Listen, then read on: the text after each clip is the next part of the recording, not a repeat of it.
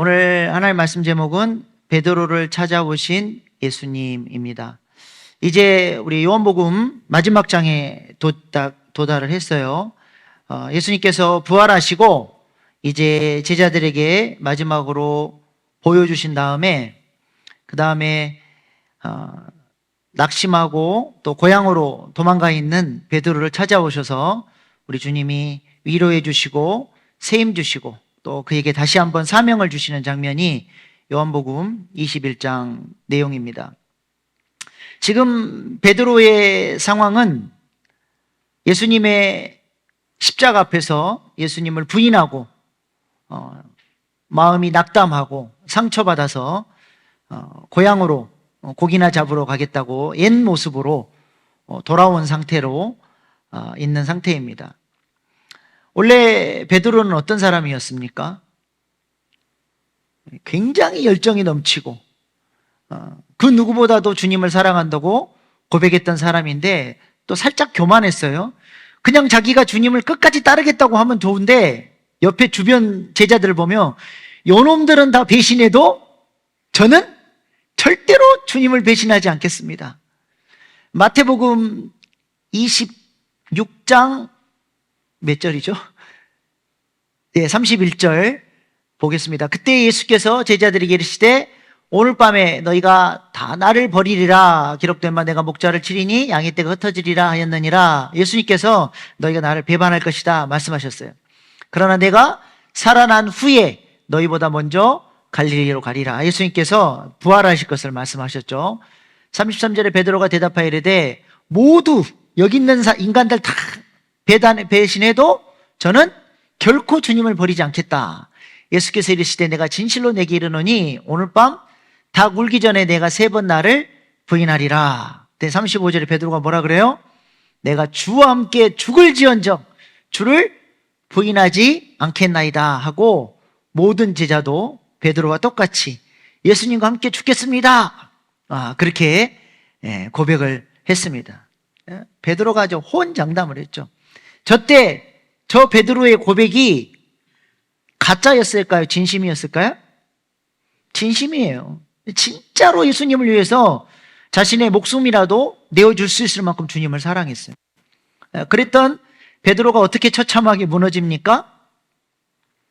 예수님 말씀하신 것처럼 닭 울기 전에 3번 주님을 부인하는데 70절인가요? 한번 보여주십시오. 네, 베드로가 모든 사람 앞에서 부인하여 이르되 나는 내가 무슨 말을 하는지 알지 못하겠다. 3번 부인하는데 말이 다 달라져요. 첫 번째는 당신이 예수님을 따르는 자가 아니냐라고 했을 때 나는 당신이 지금 무슨 말을 하는지 모르겠다. 나는 예수를 모른다. 그 다음에 넘어가서 72절 베드로가 두 번째는 뭐라고 얘기해요? 맹세하고 부인하여 이르되 나는 그 사람을 알지 못한다. 이제 맹세까지 했어요. 세 번째는 어떻게 합니까? 74절에 그가 저주하며 맹세하여 이르되 나는 그 사람을 알지 못하노라. 예수님을 향해서 욕까지 하고 저주까지 하면서 나는 예수를 모른다라고 부인을 했어요. 그랬더니 닭이 울었습니다. 누가복음에 보면 한 장면이 더 추가가 돼요. 누가복음 22장 61절 주께서 돌이켜 베드로를 보시니 베드로가 주의 말씀 곧 닭 울기 전에 내가 3번 나를 부인하리라 하심이 생각나서 밖에 나가서 심히 통곡하니라. 베드로가 두려워서 예수님을 저주까지 하면서 부인하고 있을 때 예수님과 눈이 마주쳐 버렸어요. 예수님은 그 슬픈 눈으로 자신을 배신하고 있는 제자를 바라보신 거예요. 예수님은 아마 우리 베드로를 보면서 이런 마음이었을 거예요. 그 두려워 떨면서 자신을 부인하고 있는 그 제자가 얼마나 불쌍하고 측은한 마음으로 그 베드로를 바라봤을 겁니다. 근데 베드로는 그 예수님의 눈빛을 어떻게 해석했을까요? 아이고 이 못난 놈아 네가 그래도 그래놓고 수제자냐? 베드로가 심히 통곡했는데 아마 그 안에는 자기도 자기가 싫었을 거예요. 예수님을 따라서 죽겠다고 호언장담까지 했는데 예수님을 저주까지 하면서 배신을 한 이 자기 자신이 그렇게 믿고 실망이 되고 너무 마음이 아파서 심히 통곡하며 눈물을 흘리게 된 것이죠. 예수님 따라서 3년씩이나 공생의 기간 동안 제자 훈련을 받았고 예수님이 주신 능력으로 귀신도 쫓아내고 병든 자도 고치고 변화산에서 영광스러운 하나님 나라의 기쁨까지 맛봤던 베드로지만 주님을 끝까지 따르겠다고 호언장담했지만 처참하게 넘어진 거예요. 우리는 이 베드로의 모습을 통해서 뭘 확인하는 것입니까? 뭘 확인할 수 있습니까? 내 힘으로, 내 의지로 결코 승리할 수 없다는 거예요. 내 능력으로 결코 죄를 이길 수 없습니다. 그래서 사도 바울이 로마서에서 뭐라고 고백합니까? 로마서 7장 18절 19절 내 속 곧 내 육신에 선한 것이 거하지 아니하는 줄을 아노니 원함은 내게 있으나 선을 행하는 것은 없노라. 내가 원하는 바 선을 행하지 아니하고 도리어 원하지 아니하는 바 악을 행하는도다. 구원을 받았어요. 그래서 내 마음이 주님께서 보시기에 좋다 말씀하시는 그런 선한 삶을 살고자 해요. 우리는 하나님의 뜻을 모르는 게 아닙니다. 하나님이 나에게 무엇을 원하는지 모르는 게 아니에요. 하나님의 뜻을 더 알아야 내가 어떻게 살아야 된다라고 하는 것을 아는 게 아닙니다. 이미 우리는 알고 있어요. 근데 그렇게 못 살아. 알고 있지만 못 살아요. 원함은 있지만 오히려 내 삶의 열매로 나타나는 것은 악이라는 거죠. 죄의 열매가 계속해서 내 삶 속에 나오는 거죠. 로마서 6장에서 사도 바울은 은혜로 말미암아 우리가 의로워졌고 죄를 이길 수 있다고 확신합니다. 근데 책장에 가서 박살이 나버려요. 그래서 사도 바울이 뭘 고백합니까? 로마서 7장 25절 한번 같이 읽어보겠습니다. 시작. 우리 주 예수 그리스도로 말미암아 하나님께 감사하리로다. 그런즉 내 자신이 마음으로는 하나님의 법을 육신으로는 죄의 법을 섬기노라. 저게 아닌데 오라 나는 공고한 자로다 그건데 읽어놓고 보니까 아니네. 예. 자, 로마서 7장 25절 24절부터 했어야 되는데 잘못했구나. 자, 로마서 7장 24절 오라 나는 공고한 사람이로다. 이 사망의 몸에서 누가 나를 건져내랴. 오라 나는 공고한 사람이로다. 무슨 말이에요?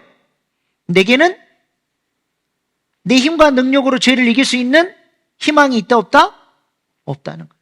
나는 내 힘으로 절대로 죄를 이길 수 있는 능력이 없어요. 그래서 누가를 찾아야 돼. 누가 이 사망의 법에서 나를 건져내랴. 그 누가가 로마서 8장에는 뭐로 나타나요? 생명의 성령의 법이.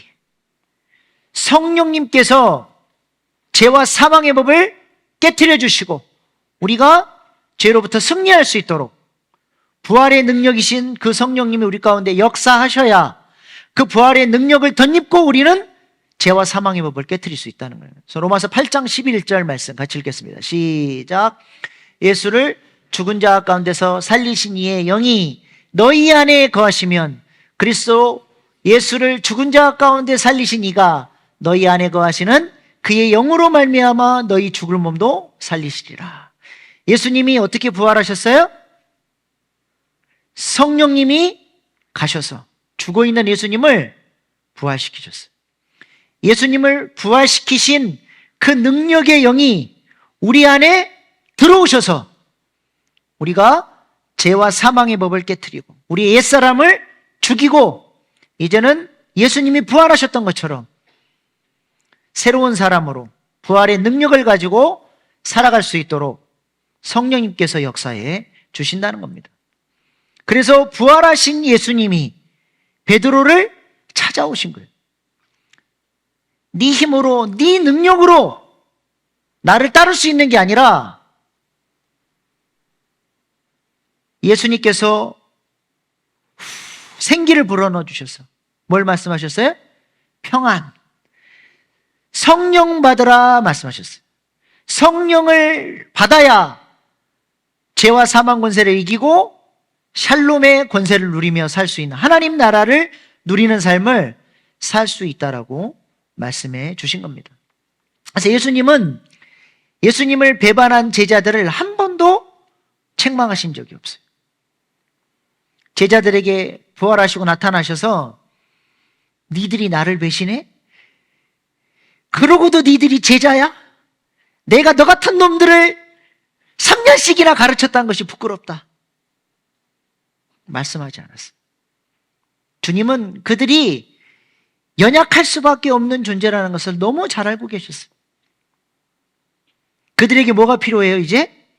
부활의 능력이신 성령의 능력을 받을 때 그들이 참된 제자로서 성령의 능력으로 하나님 나라를 확장하는 하나님 나라의 일꾼으로 설 수 있다는 것을 우리 주님은 알고 계셨어요. 그리고 그들에게 부활하셔서 첫 번째로 주신 선물이 뭐예요?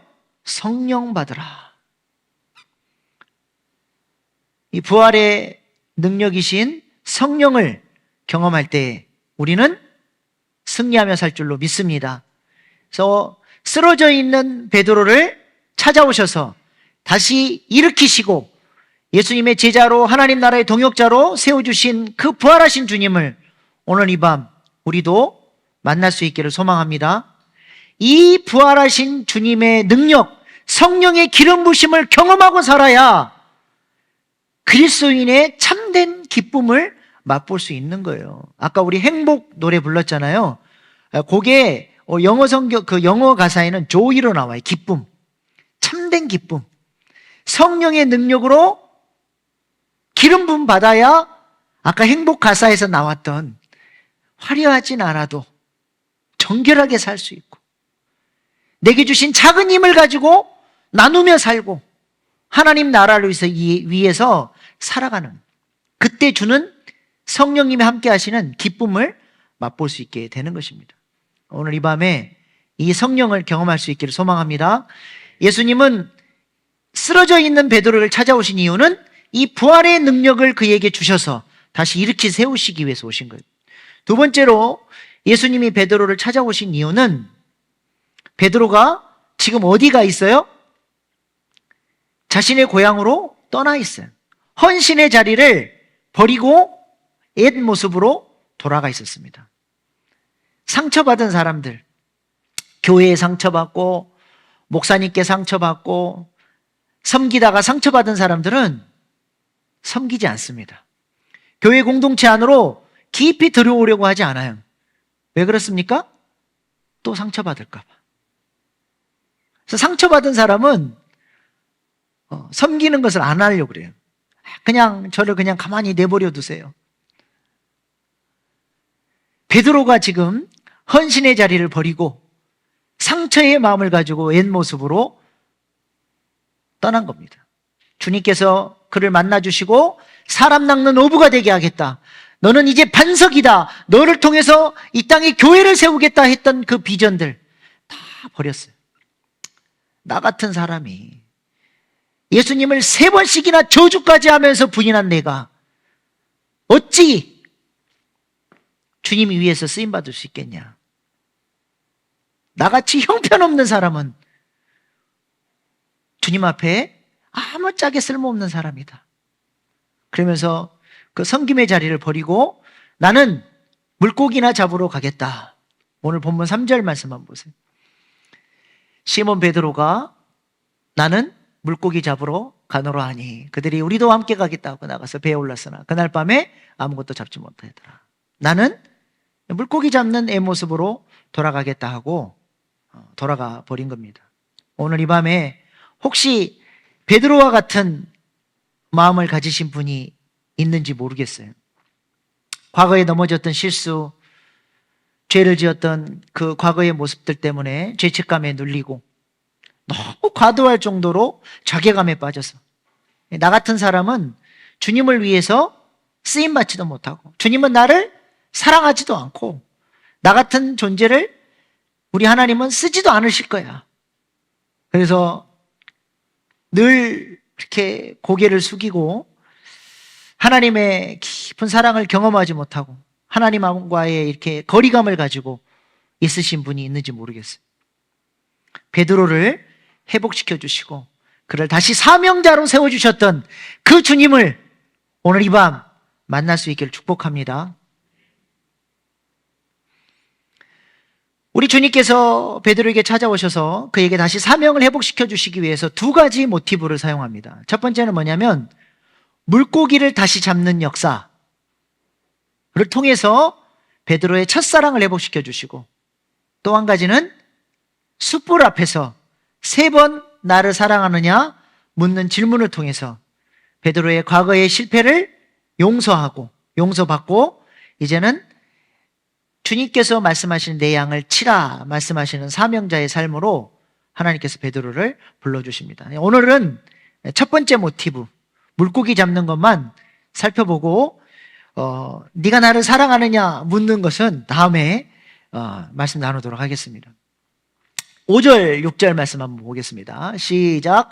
예수께서 이르시되 애들아 너희가 고기가 있느냐 대답하되 없나이다. 이르시되 그물을 배 오른편에 던지라 그리하면 잡으리라 하시니 이에 던졌더니 물고기가 많아 그물을 들 수 없더라. 저 장면은 지금 예수님께서 부활하시고 고향으로 내려가서 사명의 자리를 떠나서 물고기나 잡고 있는 제자들에게 가셔서 하신 말씀입니다.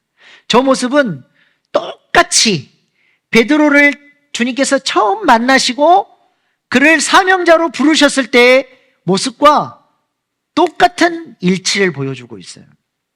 베드로가 주님을 처음 만난 날 어떤 일이 있었습니까? 밤새 수고했어요. 평생 물고기 잡는 전문가로 살아왔는데 그날따라 계속 걷구물질이에요. 한 마리도 물고기를 못 잡고 빈털터리로 이제 날이 새고 지치고 피곤하고 물고기를 못 잡아서 짜증도 나고 그래서 지친 마음으로 한국으로 돌아와서 그물을 이렇게 손질합니다. 저희 아버지가 그 바닷가에서 목회한 적이 있어서 저는 그물 손질하는 걸 여러 번 봤어요. 넓게 펼쳐놓고 혹시 그물이 찢어진 데 있으면 메꾸고 뭐 잘못된 것들 빼고 그 그물 손질하는 시간이 꽤 깁니다. 밤새 수고하고 피곤해서 그물 일일이 손질 이제 다 해서 맞춰갈 때쯤 갑자기 예수님이 무리를 이끌고 나타나셨어요. 그리고 부탁을 합니다. 당신 배에서 내가 말씀 전할 수 있도록 조금만 띄워주십시오. 그래서 베드로가 허락을 해줘요. 피곤하죠. 짜증나죠. 힘드니까 예수님께서 말씀을 전하시는데 베드로 귀에 잘 들렸을까 안 들렸을까요? 처음에는 잘 안 들어왔을 것 같아요. 빨리 끝내지. 우리 예수님은 한 번 설교하면 몇 시간 정도 하셔요? 밥도 안 먹이고 해버려요. 오병이어 보자. 한 번 말씀 시작하면 뭐 기본이 되어서 시간인 것 같아. 베드로가 저게 한 10분이면 끝날 줄 알았는데 지금 밤새서 피곤한데 예수님 말씀이 안 들어요. 처음에는 막 짜증이 나서 고개 숙이고 이렇게 했었을지 모르겠어요. 근데 어느 순간부터 하나님의 말씀이 베드로에게 들려오기 시작하는 표정 있던 베드로가 고개를 들게 되고 예수님의 음성이 들리면서 얼굴이 밝아지기 시작하고 어느 순간 예수님의 말씀 앞에 아멘, 아멘, 아멘 하면서 그의 가슴이 불처럼 뜨거워지는 것을 경험합니다. 그리고 예수님께서 그 베드로에게 명령하세요. 깊은 데로 가서 그물을 던져라.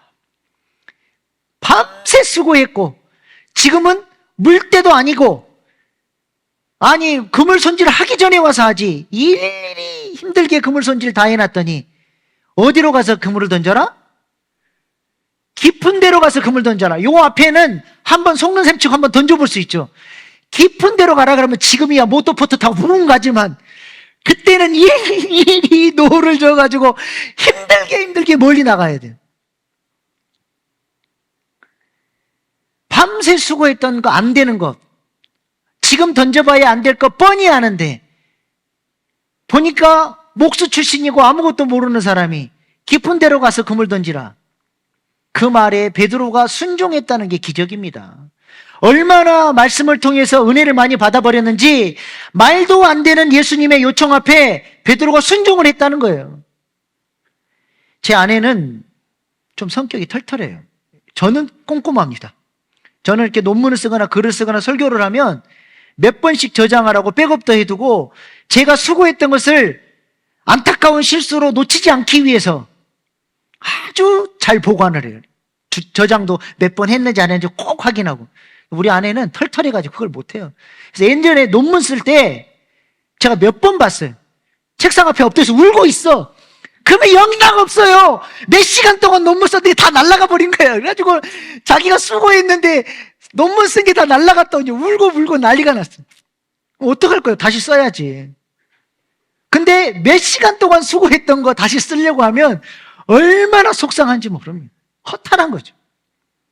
근데 베드로가 밤새 수고했는데 뻔히 안 될 것 같은데 예수님이 말씀하시니까 깊은 데로 가서 그물을 던졌다가 만선의 기적을 보고, 이분이 주님이시구나, 이분이 하나님의 아들이시구나, 그분의 발 앞에 머리를 숙였을 때 우리 예수님께서 베드로를 향해서 이제는 네가 사람 낚는 어부가 되리라, 그 사명 붙들고 그의 모든 것 배와 금을 버려두고 예수님 쫓았던 그 뜨거운 열정과 사랑,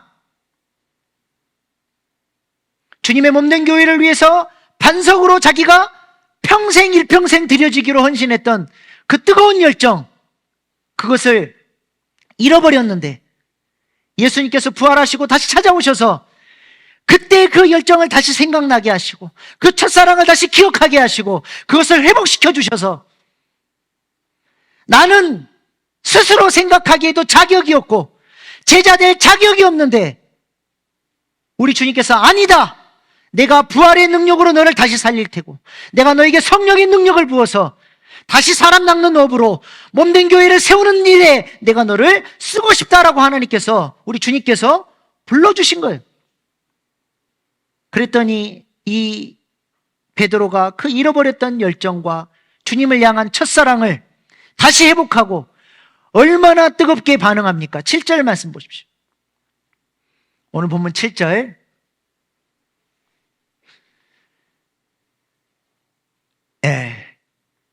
시작. 예수께서 사랑하시는 그 제자가 베드로에게 이르되 주님이시라 하니 시몬 베드로가 벗고 있다가 주님이라는 말을 듣고 겉옷을 두르는 위에 바다로 뛰어내리더라.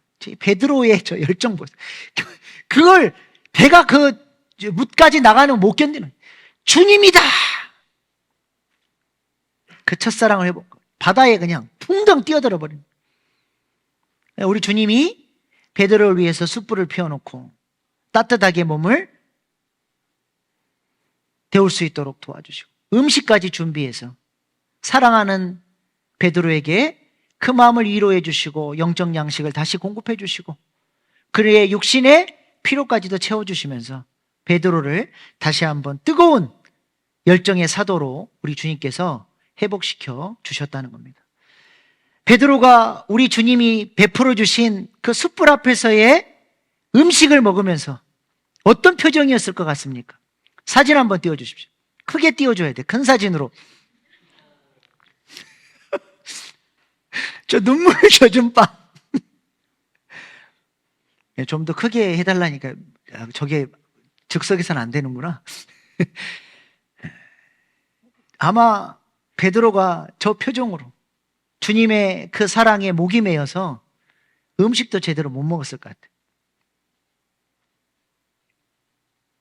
그러면서 고기를 가져오라 말씀하셨는데 11절에 베드로가 잡은 고기가 몇 마리예요?